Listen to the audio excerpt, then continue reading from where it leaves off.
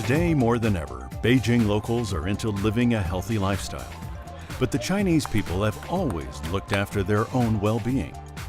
China was one of the first countries to have a medical culture, going back some 5,000 years.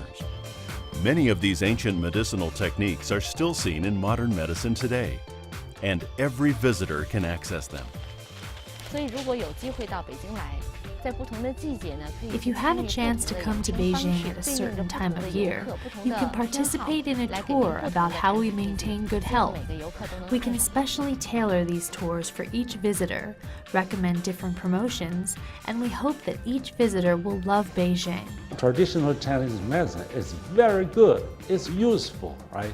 But some people, they don't understand the principle of Chinese medicine.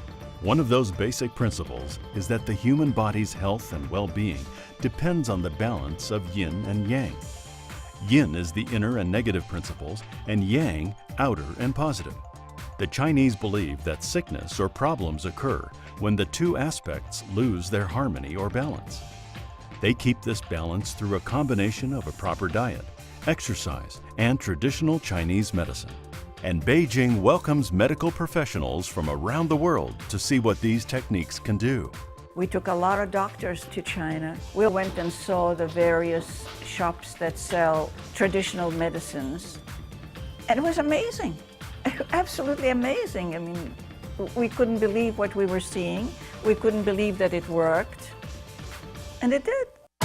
There are several traditional Chinese medicinal treatments, each of which uses natural therapy to heal ailments. The two most familiar in the States are massage, which works out the aches in your muscles and eases tension or anxiety, and acupuncture. Acupuncture is a very important part of Chinese medicine. It has been proven to cure more than 400 diseases. Acupuncture has a 4,000-year-old history and is the process of inserting thin needles into special points in the body to adjust the flow of energy. It's been known to help with headaches, stomach aches, and joint pain, and in some cases can even treat insomnia, infertility, and allergies. Now, we trust it. We understand what acupuncture can do. Moxibustion is similar to acupuncture, but instead of needles, the doctor heats a moxa stick made from the healing herb mugwort. Sometimes the stick is placed directly on an acupuncture point to burn out disease.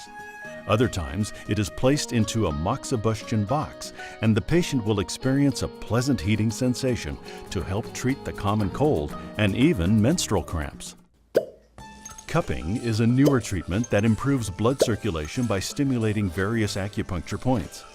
The practitioner heats a glass cup with an open flame and then quickly places the cup over the patient's skin, which creates a suction effect that leaves circular discoloration. This woman, we can see it's red. Different kinds of color indicates different kinds of problems. Even though the skin markings look painful, when done by well-trained professionals, cupping is generally a painless procedure used to treat blood disorders, arthritis, and skin problems such as acne. But the very oldest and most common form of medicine still in Beijing today is herbal therapy. Herbals is one of most important kind of treatment in traditional Chinese medicine. In ancient China, people use many kind of herbals to treat their disease. Much like in Western medicine, doctors prescribe these herbs in over 13,000 combinations to help treat any number of illnesses. But the ingredients are all natural, and patients drink the herbs rather than swallow them in pill form. And there are hundreds of pharmacies spread all over Beijing where locals can pick up their prescriptions, like Tong Ren Tong. Founded in Beijing's Dashur Lan Hutong in 1669, it provided medicines to the royal pharmacy of the Imperial Palace for 188 years, and now its stores can be found all over the world. But if you want to pair healing with some R&R, check out one of Beijing's many natural hot springs that have been turned into resorts and public baths. The locals carry around membership cards, but visitors can schedule an appointment anytime.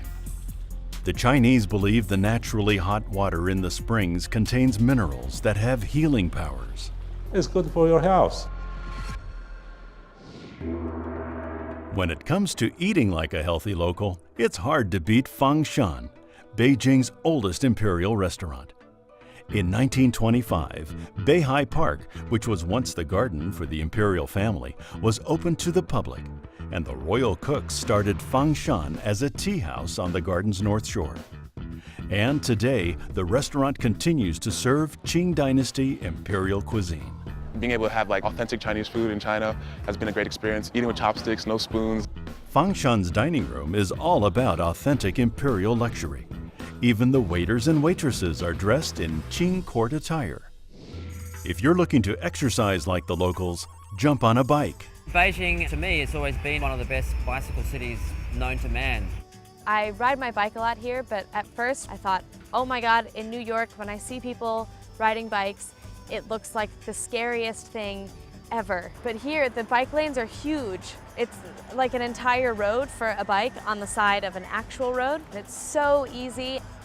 And the city's terrain makes it even easier. Even though mountains surround Beijing on 3 sides, the city is known for its flatness. There are only 3 hills within the city limits. The city's doing a lot to promote bicycle growth here. They have an ever-expanding bicycle rental system. So every new road that gets built, even all the way out to the mountains, has a bicycle lane there. So there's space for cyclists in the city. Everybody rides their bike, and it's so convenient, so easy, and I'm so glad I got my bike. Coming up, the Great Wall, and a village that transports you back in time. The wall is an attraction, but this year is an added bonus.